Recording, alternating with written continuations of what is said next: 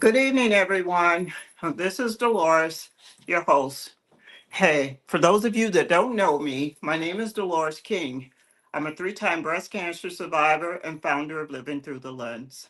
Before I start this live today, I'm not going to keep you long. It's some things I want to touch on because I know family gatherings can be something, and they're hard enough when you haven't been through trauma, but when you've been through trauma, it's like a whole different world. So before I continue, I want to just put my disclaimers out there. We're not medical professionals. Anything that I talk about is not to replace medical advice from your doctor. But if anything I say and you feel like you need to step away, feel free to step away, get yourself together. Your mental health means the world, and especially at this time of the year. Before I continue, guys, I want to talk to you about the holidays, but I want you to hear a piece that I've written just for this live.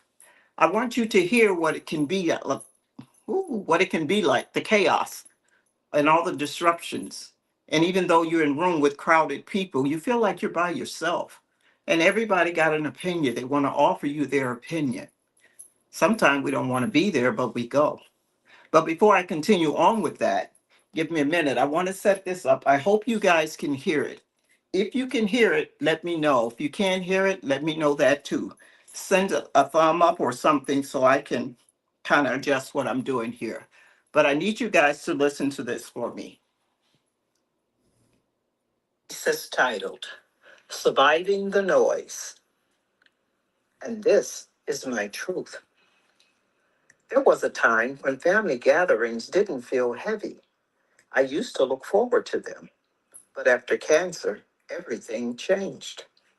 The noise felt louder, the questions felt sharper, and the expectations felt heavier.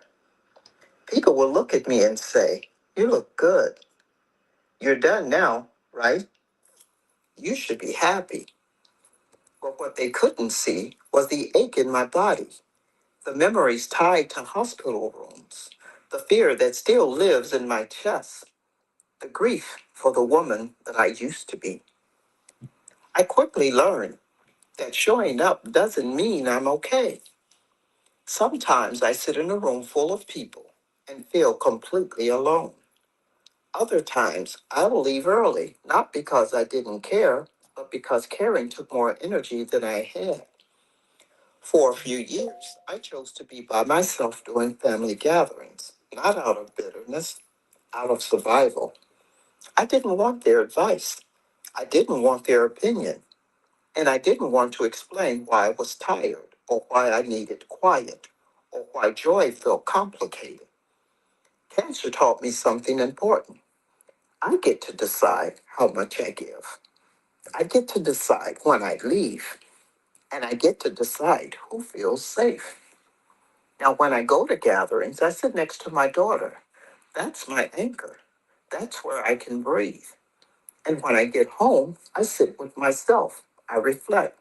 Sometimes I write, and sometimes I create story time because telling the story helps me release it. If gatherings make you feel uncomfortable, listen to that. If you need space, take it. If you feel joy and sadness at the same time, let them both exist. You don't owe anyone a version of you that no longer fits. You are allowed to feel out loud, or quietly, or not at all that day. You are not wrong for how you feel. You are surviving, and that's enough. Remember, you are the main character in your story. This piece. Okay, guys, I just needed you to hear that because it sets the stage of what we're talking about today. Holiday gatherings. And boy, I tell you, they can be a hanganger. Everybody have their own opinions. You have difficult family members. They're just difficult just because, they want to give you their opinion, even though you didn't ask for it. They see you, you show up, you look good, you look okay, and they just start assuming that everything is all right.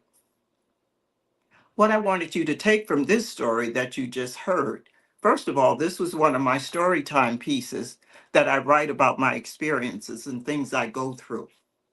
This was the first time that I introduced you guys to that. So I just wanted to give you guys an idea of what story time is about, but I wanted to give you also an idea of what to expect when you go to these family gatherings, especially for our newly diagnosed people out there. Things are going to look way different. You're going to feel these experiences that you haven't felt, and especially family. Family is supposed to be a familiar space. You know, like I said in my story, I used to feel comfortable in that space. And now when I go, I'm just shy, I shy away from everybody. Sometimes the noise get loud. They got the music playing, everybody's talking over one another, and it can get to be chaotic. And when you're not used to that, or you had a trauma in your life and you want to show up for family members, find you somewhere to go. If you don't feel comfortable, go to the bathroom and sit a minute. Take some deep breaths and breathe. It's difficult just moving around with family that you've been knowing all your life, and now you're in this setting, and then you have people come from out of town that you haven't seen before, or you probably don't even know, or haven't seen in a long time. Everybody have an opinion. So the noise is going to be there. When you get tired, like I said, that's one thing cancer taught me. I get to decide, first of all, if I want to go. If I decide to go, I get to decide when I leave. I know sometimes people are you leaving and you feel guilty and you want to stay, but you're not comfortable. You're trying to get them comfortable with where you are or where they're at, I should say. But this is your story. You be the main character in your story. Don't let anyone push you beyond where you feel you're able to go. Because the survivorship is more than treatment. It's more than showing up for the doctor's appointments. It's more than that. Last week I talked about things people don't see. They don't see when we're tired. Why do you question me when I say I'm tired? Or just little things. And to them, they are so small, it doesn't make a difference. But for you, it's huge because you feel like you shouldn't have to explain yourself. Family gatherings are difficult, whether you've been through trauma or not. But the trauma part and surviving, that's a lot. It's enough you're surviving. You would like for your family to understand what you've been through and where you're at, but some of them don't. And then when you mix alcohol with that, it makes that problem 10 times bigger. People say things out of turn. They're not aware of what they're saying. They're not concerned about how you feel. And I'm not saying that's something that's not going to happen. It's going to happen. Just be aware, even if that's you, if you're that difficult person and you have somebody going through trauma that's been through it in their lives, be considerate. Be considerate of how you show up. It's enough for us to show up. You don't know how I got there. You don't know what it took for me to get dressed just to be in that space. So when I'm there, respect my space. And survivors out there, if there's something you don't want to talk about or you don't feel good about, you be that main character in your story. Don't let anybody push you beyond your means. Just think about it, guys. It's just consideration and respect. And sometimes, like I said, we have difficult family. I know because I have them. Difficult family members. You like, oh, okay, here we go.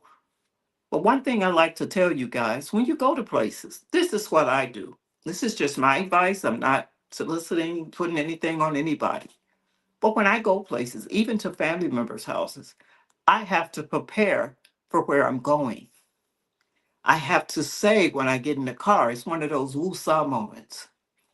I don't care what I see or hear when I'm here. This is not going to affect me. You have to do that to protect your peace and your sanity and your survival. Because sometimes we can get so overwhelmed about the small things. And it's not that we don't have enough already. we're dealing with. We're worrying about the reoccurrence. If we're sitting in with family and you, oh, there's a pain somewhere, because you're going to ache in pain. That's part of survival. Everyone looking at you, then you feel like you're just a spectacle. You don't want to be a spectacle. So we just keep everything inside. We don't say anything. We don't say how we feel. We try to make people comfortable with they should be making us comfortable, but we're trying to make them comfortable. And you're uncomfortable, and we're living with this. So just try to put a list of things together for yourself and just say, hey, this is how I'm going to prepare. But if you don't do anything else, please prepare for where you're going and the people that you're coming to contact with, especially when they're difficult. This is my story. I know it's my story. They're all similar, but they're different in the same breath. So I just want you to be aware. I don't want to hold you. I don't want to hold you. But I do want to just give you some information and kind of walk you through some things of what you can and cannot expect. Not that I know everything, because I don't. But what I do know, I've been in this space for 11 years. I know that. I'm a three-time breast cancer survivor.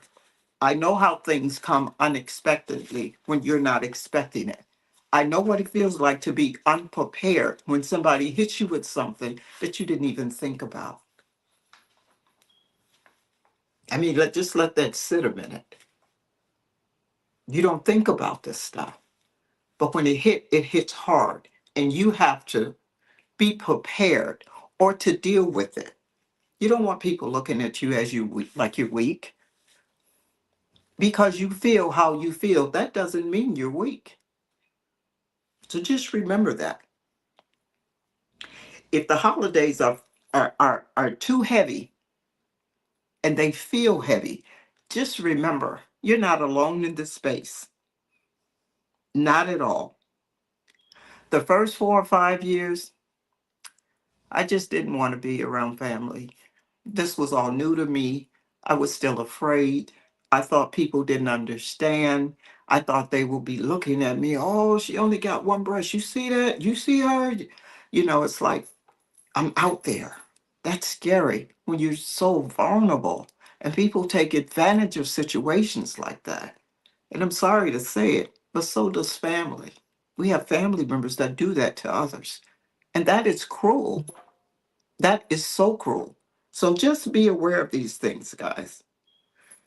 The other thing I want to talk to you about, well, before I continue, Joey, I know you can hear me and you don't have to pop in, but if anybody have any questions or you have any concerns or there's questions you want to ask, go ahead.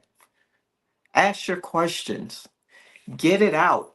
Try to be prepared. I know sometimes when I'm out doing speaking engagements, and I remember one show event I did, and I talked about how, people can be so cruel, and especially when they walk up to you and they say stuff like, "Oh, you look good,"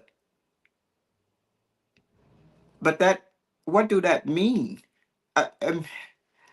How do you address that when you're feeling vulnerable like that? Looking good is the last thing that you're concerned about. You're not caring about you look good. Ask me how I'm doing.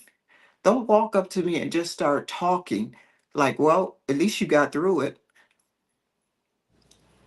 And you're sitting there hoping or thinking, man, I'm glad I survived that. They don't know what that is because they've never been through it. And it doesn't have to be just cancer, it could be any trauma in your life that you're dealing with. The holidays are difficult. You're grieving for yourself, that person that you used to be before cancer. You're grieving that. People don't understand that. It's so much that they don't understand. And it's so much we wish we can make them see. Like how your family, you would appreciate how they come to you with certain questions. I know for me, I would appreciate them saying, how you feel? Is there anything I can do? Show some concern.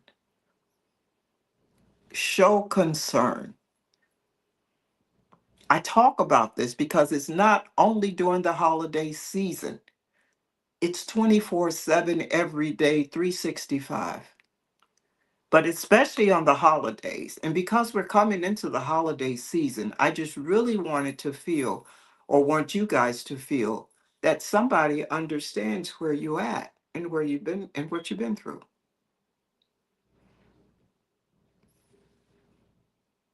This is really near and dear to me because thinking about it, I get emotional. Sometimes when I'm out on the scene and people ask me questions, I get emotional. You may not see me react. I might go in the bathroom, and I might disappear, and it's like, where'd she go? Because I had to go get myself together. Because when you show emotion out there in these streets, people think you're weak. And I am nowhere near weak. If anybody out there that knows me, that has an ear and can hear me, you know I am nowhere near weak. So just be considerate. Also, guys, this is the last live before Christmas, or the holiday season, should I say. So my next live would be that first Wednesday in 2016, January 2016. So I'm changing a couple of things. The platform. My platform would be every first and third Wednesday of the month. So I'll be doing 2 lives a month.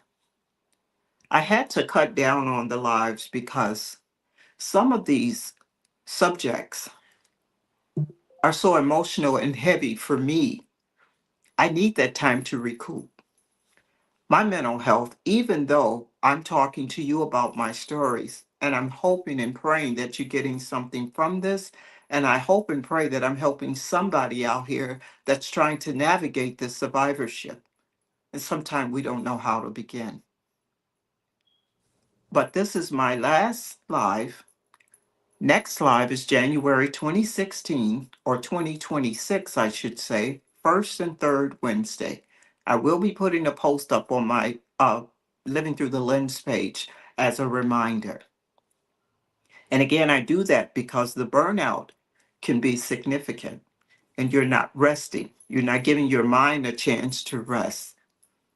You know, you have to process the stuff we talk about. And I tell you guys all the time, hey, you need to talk to somebody. Just like you need to talk to somebody, I need to talk to somebody. And I don't want you to feel that I'm on a live that I know everything. And even though I have my 11 years behind me, I still don't know everything. I'm still learning every day. And that's where story time come in for me. I talk about my doctor's appointments. I talk about things that bothers me. Talk about funny things that happen because you guys are going to go through this if you haven't already been there. So those of you out there that have been through breast cancer and you got some years under your belt, you already know what I'm talking about. So that's why I need the time to reset and to refocus. I need that time so I can better plan and organize for you guys. I'm going to try to do better next year. Not saying that I did a terrible live in 2025, but I was just surprised to know. I started my live in February of 2025, and we're already at the end of the year. And I was there almost every Wednesday. And that's a lot. That's a lot to put on one person with these heavy topics. And then you have to try to recoup and get it back together for the next Wednesday. Because it takes time. It takes time for you to sit down and think about what you want to talk about or what you think your audience should hear. I try to reach subjects that people go through. And some of us, we're not ready to talk about it. And so I try to address it. And I'm hoping that if you have an issue or you have a question, whether I'm on the live or off, send me an inbox and say, hey, if you have any topics that you want me to talk about, send me an inbox and say, hey, can you address this? Or what do you think about this? Or I want you guys to be interactive with me in this. This is for you. I've been there and I'm trying to help you get where I've been so you can have a better understanding because I didn't have that. So I just want to come on to say that I needed you to hear that story. Again, whether I'm on live or off, if you have any questions or comments, concerns, whatever it may be, jump in there and say, hey, can you address this? Can you talk about that? It would really, really, really be appreciated. I want you to be more active. I want this to be an interactive live. I don't want to just sit here and have to talk. I want it to be interactive. So if you have questions, ask the questions. Raise your thumb here if you're here and say, hey, I'm here. Or say hi. Or if you're feeling what I'm saying, send a heart. But just be interactive. And I hope we can both get better next year. So I'm going to end the live right here. But I want you to consider the things that we talked about, especially during the holidays. I want to say I love you guys. I appreciate everybody that stood, listened, looked at the replays, all of that from last year. And I hope to see you again next year. And I'm hoping this thing grows and we start to share so other people who need to hear this can get the information. I know I'm not a traditional show. I don't want to be traditional. I want to come on and give you the real, what it's like. It's one thing for me to sit here and, oh, yeah, and that's not me. Because that's not how life is going to come to you. It's going to hit you, and it's going to hit you hard. And that's how I want to be seen, giving you the 100% what it is. This is what you go through. I don't want to sugarcoat it. Sometimes it may be hard to hear. I get it. But I would rather give it to you in that fashion than sugarcoat it. And then when something arises, you wasn't prepared or you haven't heard that before. So again, everybody, thank you so much, so much, so much for sticking it out with me for 2025. And I hope to see you guys again the first Wednesday, January 2026. I love you guys, and whatever you do this holiday season, you be the main character in your story because this is your story. You're writing your story as you go through these experiences. So you be the main character. And with that, I love you guys. You have a good holiday season, and I look forward to seeing you in 2026. Thank you, and good night.